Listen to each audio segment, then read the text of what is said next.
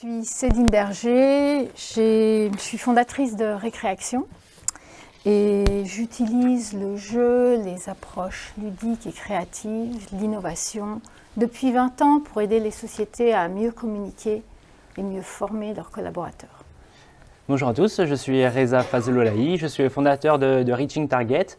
C'est un organisme de formation professionnelle, on est certifié Calliope et on allie l'expertise métier et le bien-être pour booster la performance des collaborateurs et avoir une meilleure montée en compétences. On peut passer là-dessus. Ouais. En fait, pourquoi on a besoin de se former? Pourquoi est-ce qu'on a besoin de changer? Parce qu'on a besoin de se remettre à niveau, on a besoin de monter en compétences. Par exemple, moi j'interviens beaucoup dans la santé de la sécurité au travail, santé-sécurité au travail. Il y a trop d'accidents qui sont liés aux erreurs humaines. Et donc, on a besoin de faire progresser, changer les pratiques. Or, changer, c'est difficile, c'est long, ça fait peur, ça me demande beaucoup d'efforts et beaucoup de sens. Et pourtant, c'est nécessaire. Absolument, c'est vrai que par mon expérience professionnelle, que ce soit tant chez Airbus, dans d'autres entreprises internationales ou en tant que formateur, j'ai pu me rendre compte que bien souvent, la formation était considérée comme quelque chose de négatif, avec souvent une vue de retour en classe, un apprentissage qui peut être un peu trop scolaire, comme un cours magistral. Je dis ça pas parce qu'on est aujourd'hui en cours magistral, mais voilà, passer la journée à prendre des notes, c'est quelque chose qui n'est pas forcément toujours très apprécié. Donc on peut comprendre que se former, si on n'a pas des personnes motivées, ça va être compliqué. Quel bénéfice peut-on tirer d'un apprentissage si on y va à reculons? C'est vrai, imaginons que je dois me former aujourd'hui et que je me dise le matin, je vais encore passer une journée à écouter quelqu'un parler, quel impact peut avoir la formation, aussi intéressante soit-elle sur moi, plutôt négatif, non? Donc Céline, comment peut-on faire pour transformer la formation en une expérience positive? Donc, comment donner le goût et l'envie d'apprendre?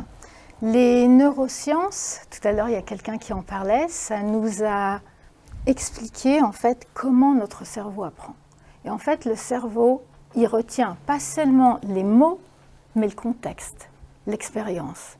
Donc je suis ravie qu'on participe presque à la fin parce qu'on va reprendre des choses qui ont déjà été dites par Célica, par Ophélie, juste à présent. Ce qui est important quand on veut apprendre, c'est créer un environnement dans lequel on se sent en confiance, en sécurité, où on ne se sent pas jugé, dans lequel il y a du plaisir d'apprendre, plaisir de se voir progresser, dans lequel on trouve du sens, parce qu'il faut apporter la bonne information à la bonne personne.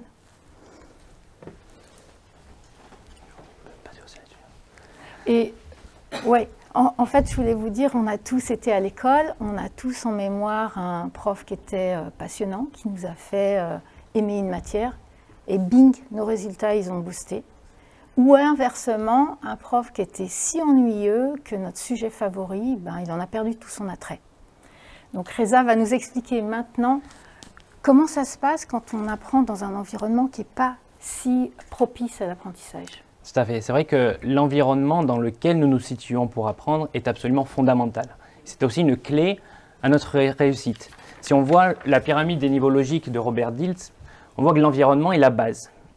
C'est la fondation, c'est le socle qui va permettre à tous les niveaux supérieurs de pouvoir se produire, et ce jusqu'à la construction de notre propre identité, qui répond à la question « Qui suis-je » Donc que se passe-t-il si notre environnement est hostile, si on se sent en danger, si on n'est pas à l'aise, si on ne se sent pas bien dans l'environnement? Eh bien tout simplement, notre cerveau reptilien, qui est notre cerveau animal, dit aussi notre cerveau primitif, qui date de 400 millions d'années, il va s'activer en mode survie. Ophélie a parlé aussi de ce danger-là, on est dans le rouge. Il va s'activer en mode survie. Et lorsqu'il s'active, il va empêcher notre cerveau limbique, qui est lié à la gestion de nos émotions, notre mémoire, et aussi notre cortex, qui nous permet le raisonnement, qui est notre partie intellect. Donc il va complètement les empêcher de travailler. Et donc il va nous être impossible d'apprendre et de retenir quoi que ce soit de nouveau. Donc l'environnement est fondamental. Plus jeune, j'ai pu expérimenter lors de séjours linguistiques, j'ai pu découvrir de nouvelles façons d'apprendre. Et ça commençait par un environnement qui était propice à l'apprentissage. déjà la disposition de la salle était différente. On avait une disposition en U, plus facile pour le visuel, l'échange, on en parlait précédemment. Mais aussi, il n'y avait pas de relation maître-élève. Tout le monde était traité d'égal à égal. Chaque participant était une source d'apprentissage pour les autres. Chaque personne apportait sa pierre à l'édifice. Donc l'environnement est vraiment important. Il faut avoir un environnement propice à l'apprentissage et c'est ce que Céline et moi mettons en place aussi dans nos activités. Donc Céline, maintenant qu'on a l'environnement, comment peut-on rendre l'apprentissage durable et efficace ? En fait, quand on veut changer ses comportements, quand on veut changer ses habitudes, ce qui est important, en fait, c'est de créer de nouvelles habitudes. Et pour créer de nouvelles habitudes, il ne faut pas partir avec des objectifs trop ambitieux. Le 1er janvier, chacun va se dire « je vais prendre des nouvelles résolutions, je vais aller faire du sport, je vais arrêter de grignoter ». En fait, ce qu'il faut, c'est démarrer avec des micro-actions. Et une micro-action, c'est quoi? C'est une action qui est très simple, c'est une action qui est facile et rapide à intégrer dans son quotidien. Et comme c'est facile, on va la répéter.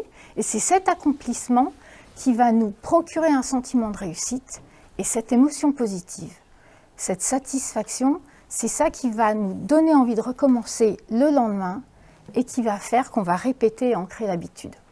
Alors en matière de formation, en matière de changement, ce qui est très très important, c'est de créer des rituels. Hier, j'étais chez FM Logistique, on travaille avec GEFCO, on a travaillé avec Géodis et ce qu'on est en train de leur dire, c'est pour que ça marche, chez vous, vous avez des rituels. Et un rituel, il faut trouver la bonne fréquence. Quand on veut changer, notamment en santé, sécurité au travail, est-ce que c'est on communique une fois par semaine? En fonction des postes, est-ce que ce qui est plus adapté, c'est le matin, c'est l'après-midi? Hier, on parlait de bien-être au travail. On se dit que chez FM, peut-être ce qu'on va mettre en place, sensibiliser au sommeil, à la nutrition. On va en parler le vendredi, juste avant le week-end. Donc il y a tout ça. Et ce qui est important aussi, c'est donc la répétition et la célébration. Chaque petit pas, je ne vous dis pas de célébrer en groupe, mais juste quand on a fait quelque chose, on est content soi-même. Moi, je me suis fait l'an dernier une entorse aux 2 chevilles. Quand je fais tous les matins mes petits exercices, c'est une petite victoire. J'ai tenu, je vais mieux, je répète. Donc on s'est rendu compte que l'émotion, ça va ancrer l'habitude, et puis la répétition, ça va la consolider parce que c'est de plus en plus facile. Il y a autre chose qu'il faut comprendre. C'est que quand on veut transformer une intention d'aller faire du sport, de manger plus sainement, d'apprendre une langue étrangère, ce qui est important, c'est comment je vais transformer cette intention en action. Et l'action, elle va se dérouler quand il y a de la motivation. Et la motivation, on en a parlé tout à l'heure, c'est le désir, avoir envie d'aller faire du sport. Mais le problème, c'est que je peux avoir envie le samedi matin et puis samedi après-midi, bien tranquille dans mon canapé, je n'ai pas forcément envie d'y aller. Donc la motivation, ce n'est pas toujours fiable, mais il en faut. Il faut les capacités. Il faut, si la salle de sport, elle est déjà à 2 heures de chez moi, ou la piscine, il faut que ça soit les capacités physiques, il faut apporter du sens. Et il faut aussi une incitation, un signal, une alerte. Je vais vous en parler un petit peu après, mais nous, on a développé une application pour aider à changer pas à pas les comportements. Et dans notre application, on utilise du jeu vidéo, juste pour créer cette motivation. On utilise du sens, de l'information, justement pour donner les capacités. Puis le téléphone, il est dans la poche. On a créé un outil d'échauffement. C'est toujours, j'ai l'autonomie, j'ai la maîtrise parce que j'ai l'outil dans la poche. On peut envoyer des notifications, on peut réutiliser tous ces signaux pour rappeler aux gens comment créer un rituel. Absolument. Pardon, je reviens juste sur le précédent.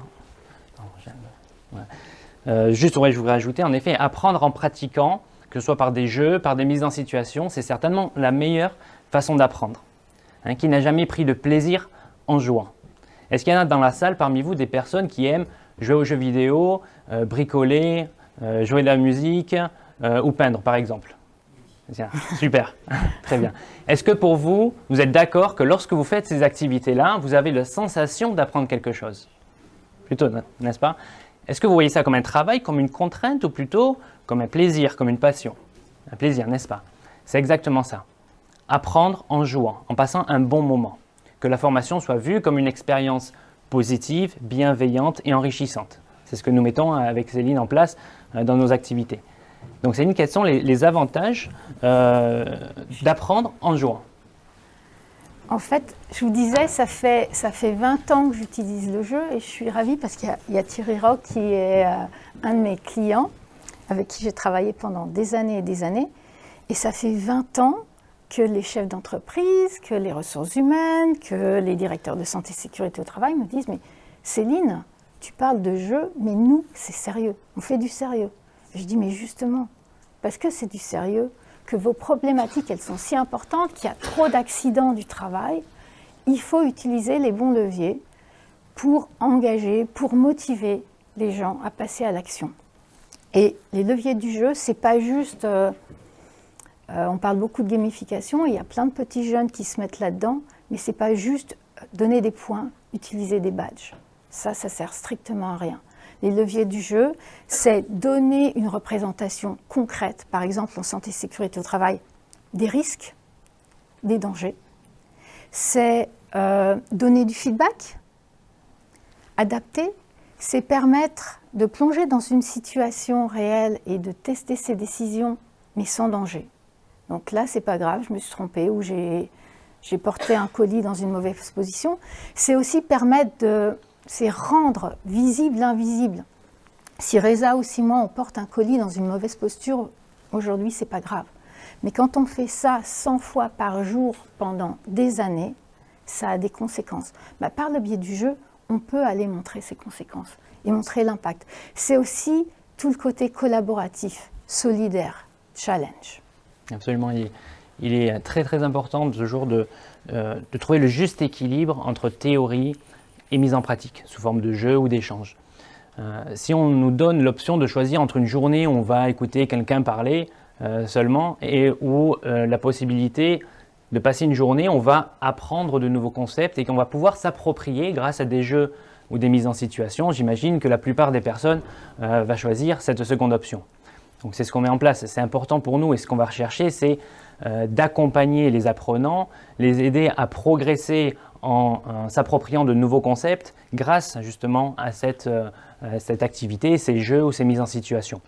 Donc ça, c'est quelque chose d'extrêmement important. En plus de ça, on va encourager un maximum d'échanges et de partage.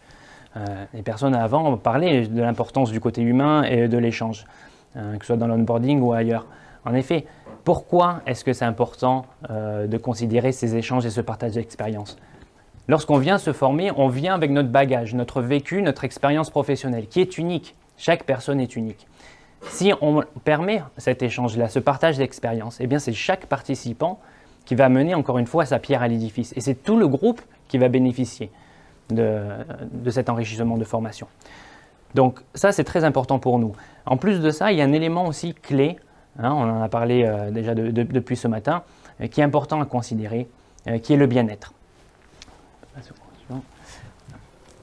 On est convaincu que c'est en se sentant bien dans son corps et dans son esprit qu'on peut alors mieux développer ses compétences et plus facilement atteindre ses objectifs. Si on se focalise uniquement sur la partie expertise, la partie technique de l'enseignement, sans se focaliser sur la partie de l'humain, tout simplement, eh bien il manquera toujours une pièce au puzzle. D'accord ? C'est pourquoi, je voulais montrer un petit exemple. C'est vrai que si on devait enseigner à une personne qui est en relation avec les clients, comment gérer des conflits, sans jamais lui parler d'intelligence émotionnelle, ou sans jamais lui expliquer ce que sont des émotions, ou comment apprendre à gérer des émotions. Ça n'aurait pas de sens, n'est-ce pas ? Ou c'est comme apprendre à un pilote à décoller, sans jamais lui apprendre à atterrir. Ça n'a pas de sens. J'ai pris l'avion ce matin, je suis content que les pilotes aient été formés et appris à atterrir. Je les remercie. Et c'est pourquoi dans nos formations, en plus d'un expert métier, on va faire intervenir un expert santé, un expert bien-être, que ce soit un médecin, un coach, un sophrologue, un kiné, tout ça pour avoir de meilleurs résultats. Donc ça, c'est quelque chose aussi qui est important pour nous et c'est la raison pour laquelle Céline et moi aussi avons créé notre propre entreprise, c'est pour remettre l'humain au centre de tout, parce que l'humain restera toujours notre meilleur outil de travail. Après plus d'1 an de travail et de recherche, on a livré notre premier e-learning qui est disponible seulement depuis cet été. On a développé cette formation en collaboration avec des professionnels de la santé. On s'est posé une question toute simple. Qu'est-ce qu'on peut faire pour aider les collaborateurs à développer à la fois notre efficacité et notre bien-être au travail? Rapidement, on s'est aperçu qu'il y avait un dénominateur commun qui était le sommeil. Cette formation va permettre d'apprendre, de mieux comprendre comment le corps humain fonctionne et le cerveau face au sommeil. Et aussi, on va vraiment prendre conscience des réels risques, une prise de conscience des risques que va entraîner un manque de sommeil. Donc, sur cette capture d'écran, alors je suis désolé, c'est un petit peu petit, on voit un de nos modules qui est le rythme circadien. On a 30 modules d'apprentissage, hein, chaque module est un sujet différent. Les modules durent entre 3 et 10 minutes, donc c'est assez court. On voit en fait notre état d'éveil et de vigilance selon les heures de la journée. Sachant cela, là on peut voir, bon on ne voit pas très bien, désolé, mais entre 9h et 11h du matin et entre 18 et 19h du soir, notre état de vigilance est à son maximum. Sachant cela, si je dois effectuer des tâches dangereuses durant la journée ou que j'ai besoin d'un niveau de concentration plus élevé, j'ai tout intérêt à les effectuer durant les horaires où mon état de vigilance et de concentration sera à son maximum, pour réduire peut-être les risques d'accident au travail. D'accord ? Donc l'importance de connaître son rythme biologique ici est fondamentale. Donc nous apportons aussi des recommandations pour aider à améliorer notre qualité de sommeil, parce qu'avec un sommeil de meilleure qualité, on va naturellement améliorer notre santé générale, on va naturellement améliorer notre gestion des émotions, nos interactions sociales, donc tout ce qui est communication, hein, au sein de l'équipe, mais aussi les clients, fournisseurs ou autres. On va améliorer notre efficacité, notre efficacité, aussi nos capacités physiques et mentales. Il y a plein de bénéfices forcément en améliorant la qualité de nos sommeils. Et donc pour finir, un petit exemple, on va voir, là c'est le module du rythme circadien en accéléré. Nous avons opté pour un format ludique et interactif. Le mode dessin animé est parfait pour réussir à faire passer des messages qui soient très clairs, et bien qu'on utilise pas mal d'informations techniques et scientifiques, on les rend accessibles à tous grâce à un maximum d'exemples, de graphiques, d'études de cas, etc. Et puis on a bien sûr des quiz pour venir consolider les messages clés à la fin. Voilà, je pense que Céline aussi, tu as des choses à présenter de ton côté. Alors, nous, il y a 3 ans, il y a Schenker France qui a fait appel à nous parce qu'ils avaient trop d'accidents du travail sur leur site. Et ils nous ont demandé de les aider à concevoir un nouvel outil. C'est une application qu'on a développée qui est basée sur le principe des micro-actions et des rituels.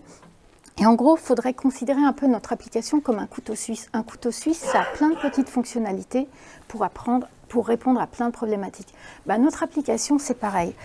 On va utiliser du micro-learning pour aller renforcer certains messages. En discutant avec Jeffco, on s'est rendu compte qu'ils avaient trop d'accidents dans la première heure de prise de poste parce que les gens démarraient à froid.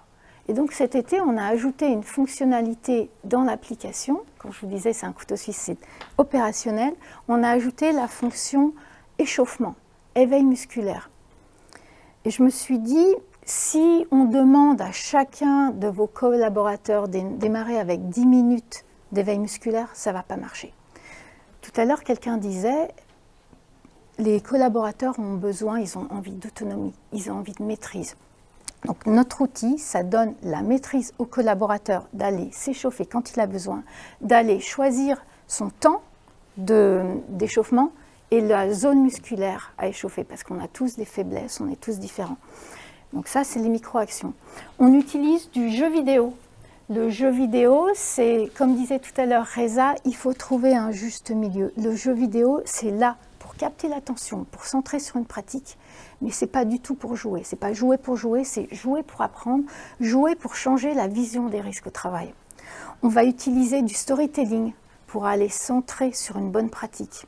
On va utiliser des indicateurs. Dans notre application avec du micro-learning, on utilise des indicateurs de performance, de risque, de capital santé, d'esprit d'équipe.